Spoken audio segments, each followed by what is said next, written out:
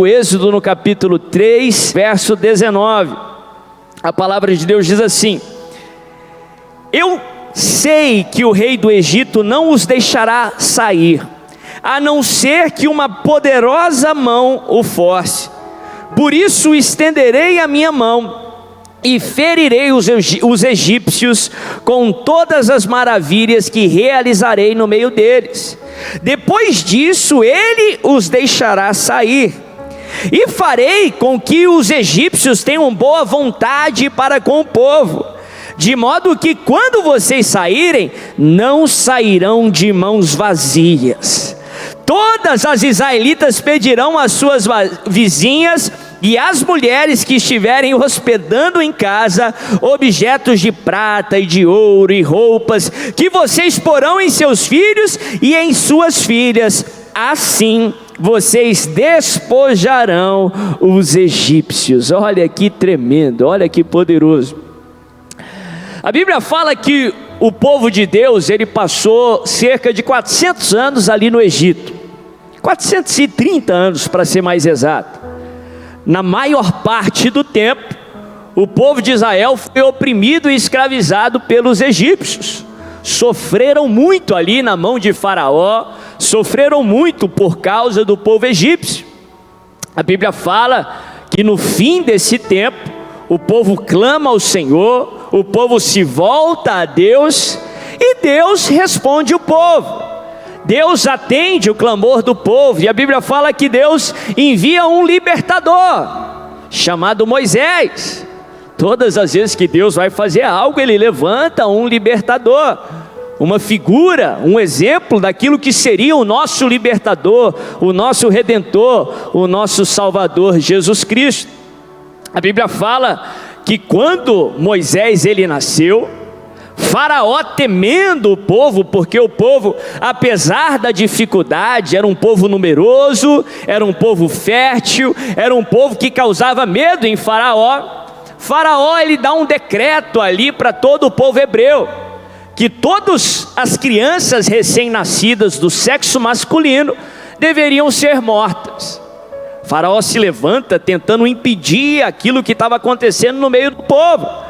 Deus estava fazendo nascer Moisés, um libertador. A Bíblia fala que a mãe de Moisés, quando ela tem Moisés, ela se apaixona pela criança, o seu filho, como toda mãe, mas ela, uma mulher cheia de fé, ela toma um passo para proteger a criança da fúria de Faraó, e ela arma um plano, ela coloca ali, ela faz um cesto, de uma maneira que a criança ficasse escondida. A ordem de Faraó era que os recém-nascidos do sexo masculino morressem, mas sendo atirados no rio Nilo. E a Bíblia fala que a mãe de Faraó, a mãe de Moisés, aliás, ela arma um plano e ela faz um cesto e esconde Moisés ali dentro do cesto e coloca aquele cesto ali no rio Nilo. A Bíblia fala que a irmã de Moisés, ela acompanha ali aquele recém-nascido, aquele cesto que percorria ali o rio adentro, o rio Nilo, até que coincidentemente aquele cesto chega ali na casa de Faraó, a ponto que a filha de Faraó ouve o choro do bebê, e quando ela olha para a criança, quando ela olha para aquele bebê, ela reconhece que aquele bebê era do povo hebreu. Ela sabia tudo o que estava acontecendo, os decretos do seu pai, mas ainda assim ela se apaixona pela criança, ela se apega à criança, a tal modo que ela decide adotar aquela criança, livrando aquela criança da fúria de Faraó. O texto fala que a criança chora muito, pensa na cena, né? Um recém-nascido ali no meio daquele mato, no meio daquele rio, e vê de repente uma mulher que não era sua mãe, e a Bíblia fala que ela fica meio sem saber o que fazer, até que a irmã de Moisés, que estava acompanhando toda a cena, ela dá uma sugestão ali, de uma forma ousada ali para a filha de Faraó. Ela consegue entrar ali no meio de toda aquela entourage que cercava a filha do rei, e ela dá uma sugestão para que a filha de Faraó conseguisse aí uma mulher do povo hebreu, para que pudesse amamentar a criança. Se você se lembrar do fim da história, por fim, a mãe de Moisés é chamada pela filha de Faraó para que pudesse cuidar do recém-nascido, para que pudesse amamentar o recém-nascido até que ele pudesse ser desmamado. No final da história, a filha de Faraó acaba pagando para a mãe de Moisés cuidar do seu próprio filho, até que Moisés fica aí na idade adequada para que a filha de Faraó tomasse ele para si, para o palácio do rei. E Moisés, ele é criado também como um filho da filha de Faraó. A Bíblia fala que Moisés, na fase adulta, ele se identifica ali com o povo hebreu, que era seu povo. Apesar dele ter sido criado como egípcio, apesar dele estar no Egito, ele não era egípcio, ele não era do Egito, ele não era de Faraó, ele era hebreu, ele era da tribo de Levi, ele era levita, e ele se identifica com o povo hebreu, e ele tenta ali defender o povo, acaba cometendo um erro, algo que faz com que ele fuja do Egito e vá morar no deserto por um tempo. A Bíblia fala que ele acaba indo ali para a terra de Midian, onde ele conhece a sua esposa chamada Zípora, ali no deserto, e ele passa ali mais 40 anos, servindo o pai da sua esposa, servindo o seu sogro, até que o texto nos mostra que Moisés ali, cuidando ali dos bens do seu sogro, cuidando das ovelhas do seu sogro, ele é conduzido para um lugar chamado Horebe, um monte, que de acordo com o texto bíblico, também é chamado de um monte de Deus. E ali o Deus de Israel, o Deus de Abraão, Isaque e Jacó, encontra com Moisés pela primeira vez. E o que acontece com Moisés quando ele encontra com Deus? A mesma coisa que acontece com todo ser humano, todas as vezes que ele se encontra com Deus. Sabe o que acontece? A sua vida é transformada. Todas as vezes que um ser humano se encontra com Deus, a sua vida sempre é transformada. Isso não é uma vez na vida não, na vida cristã. A vida cristã, que é para ser uma vida de encontros com Deus, todas as vezes que eu e você se encontrarmos com Deus, todas as vezes que nós encontramos com Deus, a nossa vida é transformada. Não tem como permanecer do mesmo jeito. A Bíblia fala que Deus vem até Moisés através de uma experiência muito inusitada. Moisés ali no Monte Horebe, ele vê um arbusto do deserto chamado sarça, e ele vê que aquela sarça estava pegando fogo, tinha muito fogo em cima dela.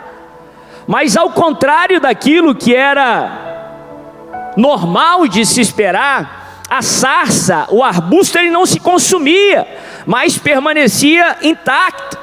Ele achou aquilo muito inusitado, achou aquilo sobrenatural, e ele falou, não, tem que conferir isso de perto, eu tenho que me aproximar. E ele se aproxima ali da manifestação da presença de Deus. Aí ele ouve uma voz: Moisés, Moisés, tira as sandálias aí dos seus pés, porque o lugar que você está é terra santa.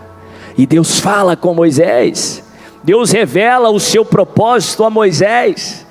Deus fala para Moisés da sua vontade de libertar o povo, de libertar o povo ali do Egito, de Faraó. E Deus fala, conversa com Moisés por alguns instantes, até que Moisés, ele aceita o chamado do Senhor, ele aceita o ide do Senhor. E aí nós entramos no verso 19. Deus, ele começa a traçar o plano para Moisés daquilo que ele deveria fazer. E Deus diz para Moisés que Faraó não ia libertar o povo de livre e espontânea vontade. Não seria desejo de Faraó abrir mão de todo aquele serviço escravo. Não seria desejo de Faraó dar liberdade para aquele povo que ele oprimia e escravizava. E Deus diz para Moisés que ele deveria forçar Faraó com mão poderosa. E através da mão poderosa do Senhor, Faraó seria forçado a libertar o povo. E Deus fala mais para Moisés. Deus diz assim, que o povo de Israel não sairia do Egito de mãos vazias. O povo de Israel não sairia do Egito da mesma forma que entrou.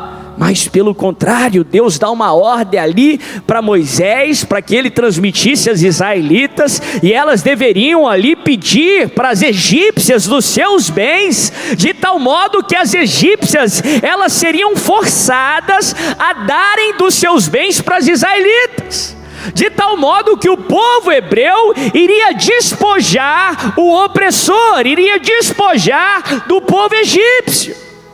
Presta atenção que aqui nesses poucos versos nós aprendemos lições tremendas sobre o propósito de Deus, que eu gostaria de começar a compartilhar contigo nessa noite. A primeira lição que eu gostaria de compartilhar com você, em nome de Jesus, presta atenção aqui: nada pega Deus de surpresa. Nada pega Deus de surpresa. Nada. Nenhum problema pega Deus de surpresa. O pecado do homem não pega Deus de surpresa. Não chega ao ponto de Deus dizer: nossa, o que aconteceu? O que eu vou fazer? Tem gente que pensa que o pecado do homem foi uma surpresa para Deus, como que se ali no jardim do Éden Deus não soubesse o que podia acontecer, e quando o homem pecou, ele pensou: nossa, o que vamos fazer? Já sei, vou enviar Jesus. Não. Como que se Jesus fosse o plano B de Deus? Mas presta bem atenção, Deus não tem plano B. Deus não tem plano B. A Bíblia nos ensina que o caminho de Deus, ele é perfeito, ele não tem erro. A Bíblia fala que os planos de Deus não podem ser o quê? Frustrados. Jesus não foi o plano B de Deus. Deus sabia o que o homem podia fazer, ou melhor, Deus sabia o que o homem iria fazer, os erros que ele iria cometer, e os erros do homem não intimidam a Deus. Os seus erros não intimidam a Deus, muito pelo contrário, Ele te ama tanto que Ele não desiste de você. Ele te ama apesar dos seus erros, do passado, do presente e do futuro, e Ele já projetou um escape, Ele já planejou um escape. Jesus morreu por todos os nossos pecados, pequenos ou grandes, do passado, do presente e também do futuro. Nada pega Deus de surpresa. Os seus pecados não pegam Deus de surpresa. Os seus problemas não pegam Deus de surpresa. Lá em Gênesis, no capítulo 15, centenas de anos atrás, Deus, ele se encontra com Abraão, o pai da fé, o primeiro patriarca, e Deus diz a Abraão que dentro de alguns anos o povo ou a descendência de Abraão seria levada ao Egito, e passariam 400 anos no Egito, e depois desses 400 anos, eles sairiam do Egito, e sairiam do Egito com muitos bens, e sairiam do Egito com mais do que aquilo que tinham antes, e sairiam do Egito melhor do que entraram. Antes de Moisés enfrentar Faraó, Deus sabia que Faraó iria resistir. Deus sabia que Faraó só liberaria o povo se ele agisse com mão forte. E a Bíblia fala que Deus agiu com mão forte. Ele derramou aquelas pragas sobre o Egito, de tal modo que Faraó foi forçado a liberar o povo. Ainda que o seu problema tenha pego você de surpresa, ainda que o Egito pegou você de surpresa, se lembre disso: nada pega Deus de surpresa. Ele já proveu o escape, Ele já projetou o escape para a sua vida, Ele tem um plano de saída, Ele tem um plano de vitória, e os planos de Deus não podem ser frustrados. Primeiro, nada pega Deus de surpresa. Segundo, Deus jamais perde o controle.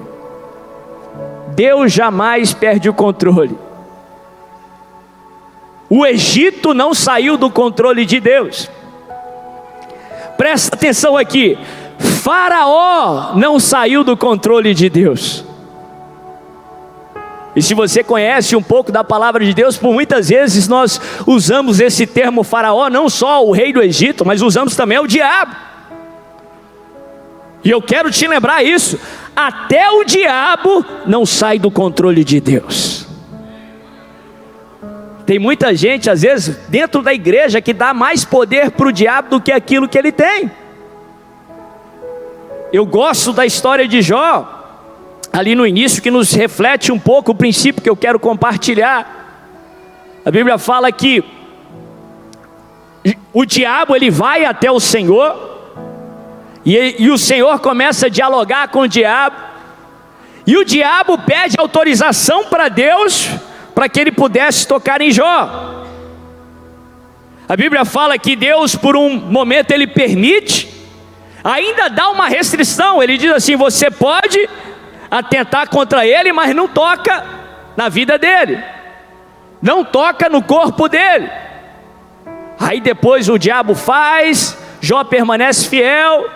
Aí o diabo pede mais uma permissão para Deus. Ele diz assim: ó, ele ainda está saudável, toca na saúde dele que ele vai te negar. Aí Deus diz a ele: você pode tocar, mas não lhe tire a vida. Em outras palavras, o diabo, para tocar no servo do Senhor, ele precisa pedir autorização para quem? Para Deus. E quando Deus dá uma autorização, porque ele tem um propósito, nós vamos falar isso nas próximas quartas-feiras, mas até depois que Deus autoriza, o diabo só pode agir nos limites que Deus estabeleceu. O diabo só pode agir nos limites que Deus predeterminou. Nem o diabo, nem Faraó sai do controle de Deus. Deus disse para Moisés: Faraó vai resistir.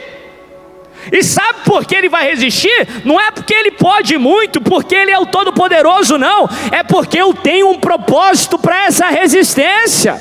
Eu vou agir até na ação de Faraó, e eu vou fazer até com que Faraó acabe te abençoando. Eu tenho um propósito para os ataques de Faraó. Por um momento Faraó achou que ele estava sendo bem sucedido na história, mas Deus tinha tudo sob controle. Por um momento o diabo achou que estava vencendo Jesus ali na cruz, mas Deus tinha tudo sob controle. A cruz não apareceu do nada. Desde ali da queda, desde ali da criação do homem e da mulher, Deus já tinha projetado a cruz. Deus já tinha projetado aquele momento. Deus já tinha projetado essa dificuldade. Deus já tinha determinado que o povo iria para o Egito. E sabe de uma coisa? Deus já tinha determinado que a cruz não seria o seu fim, que o Egito não seria o seu fim, que esse problema não iria acabar com você.